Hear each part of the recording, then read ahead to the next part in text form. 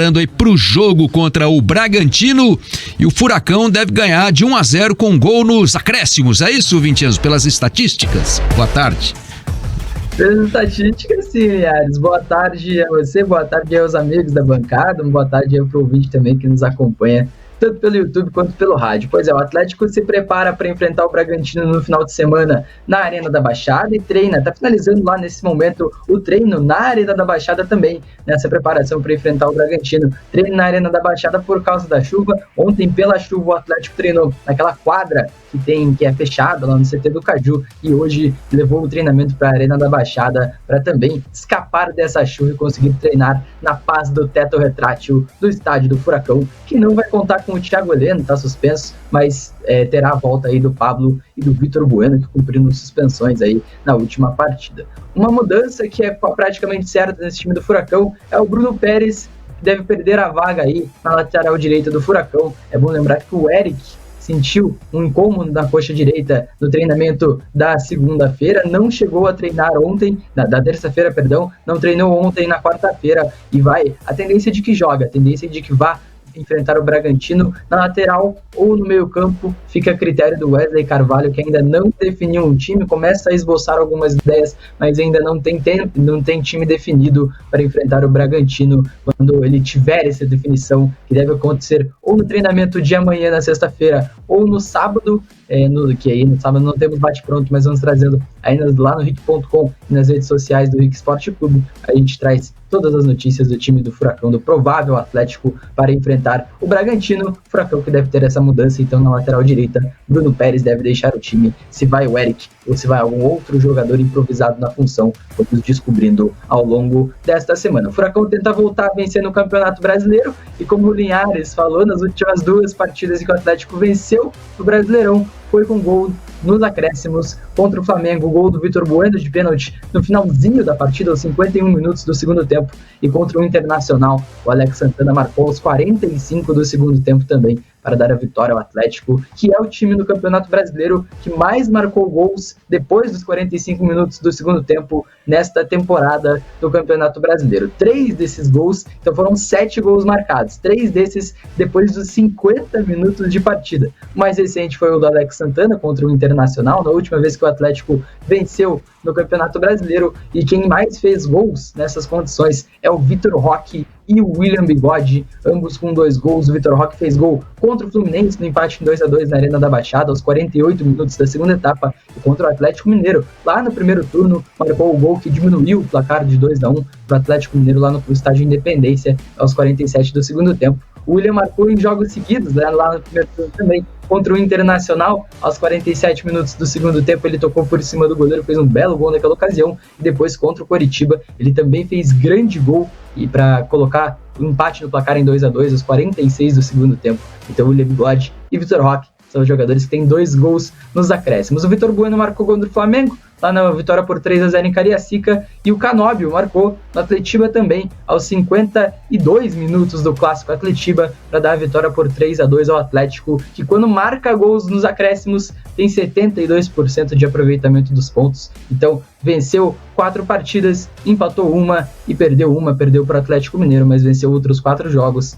E enfim, o Atlético que se vale desses gols no finalzinho das partidas para vencer jogos. Isso porque 12 dos 37 gols marcados pelo Atlético no Campeonato Brasileiro foram após os 35 minutos do segundo tempo. Então, na reta final da partida, 33% dos gols que o Atlético marcou foram após os 35 minutos da segunda etapa, que é um número interessante, um número que mostra que o Atlético tem essa tendência também de marcar gols no final das partidas. E claro, o time do Paulo Turra era o mais conhecido por essa reação, por esses gols marcados nos acréscimos, ficou marcado aí pelos gols no Atletiba, por exemplo, e no clássico e no confronto contra o Botafogo pela Copa do Brasil, né, o 3-2 na Arena da Baixada. Mas nesses 7 gols aí marcados pelo Furacão nos acréscimos do Campeonato Brasileiro, foram 4 com o Paulo Turra, 3 com o Wesley Carvalho. Então a diferença não é tanta, mesmo que o Paulo Turra tenha virado 8 partidas na temporada, enquanto no trabalho do Wesley Carvalho, o Furacão não venceu nenhuma vez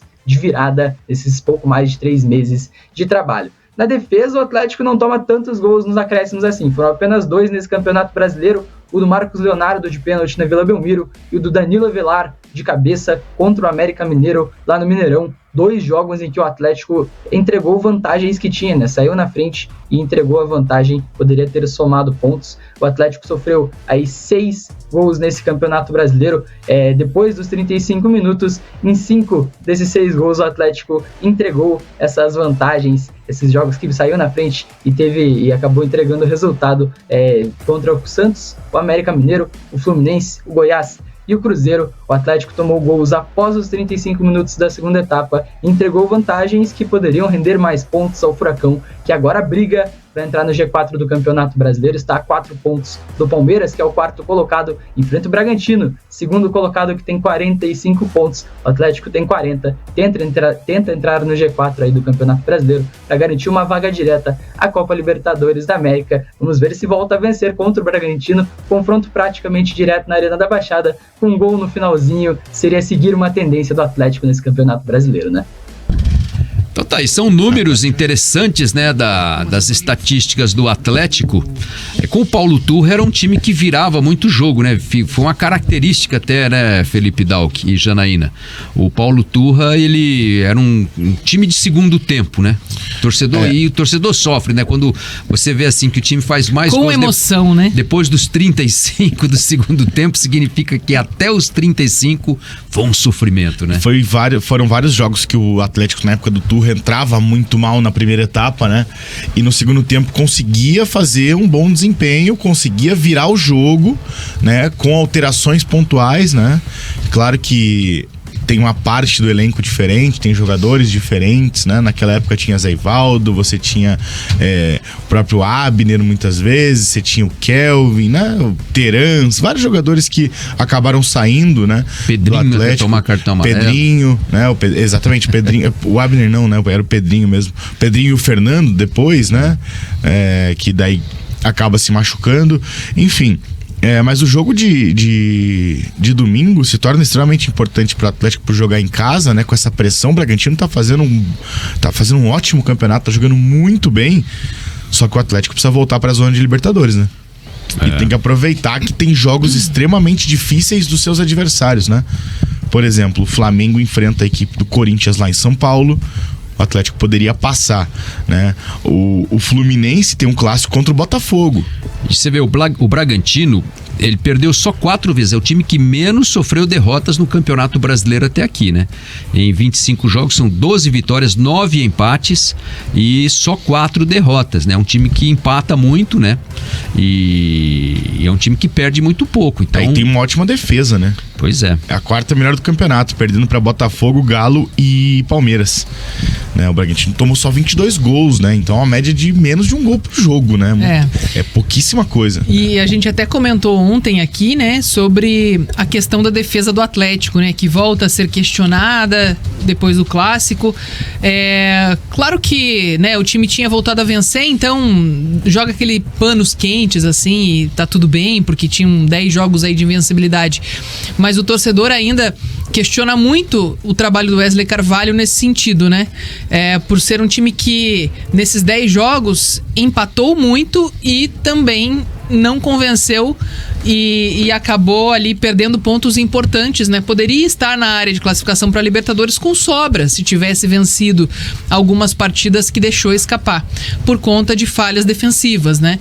E aí vence muito essa questão do Atlético não ter pensado talvez em um substituto para o Thiago Heleno, né? Ele é o cara da defesa, quando ele tá bem parece que tá todo mundo bem, quando ele não tá bem, como foi no jogo contra o Coritiba, parece que o time todo também joga abaixo, né? Ele é um líder, claro, dentro de campo, né? O general, mas já não tá mais naquele momento de evolução na carreira, né? Tá num momento de transição ali e não vai poder jogar essa partida. Então, a gente fez uma enquete sobre quem que deveria ser o substituto do Thiago Heleno e a votação ganhou que outra opção, entendeu? Nem Kaique, nem Matheus Felipe. E nem Matheus Felipe, quer dizer, o torcedor não tem outra opção. Não tem outra opção.